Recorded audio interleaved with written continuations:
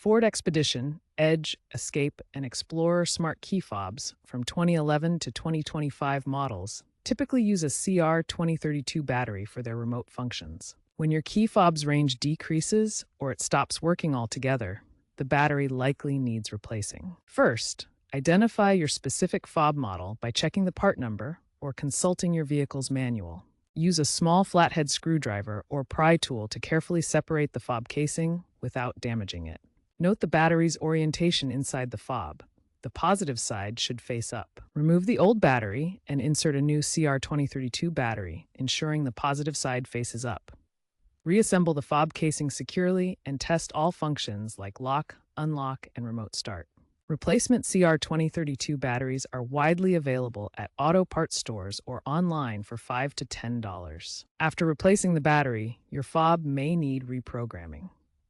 Insert the key into the ignition, turn it to the on position without starting the car, and press the lock and unlock buttons.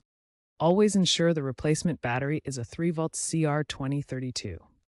Avoid using metal tools to open the fob to prevent damage. Consider that Ford's newer models are increasingly using digital keys via smartphone apps. If you are unsure about any step, consult your vehicle's manual or a professional. Also, dispose of old batteries responsibly. Some 2024-2025 fobs may feature rechargeable or extended life batteries.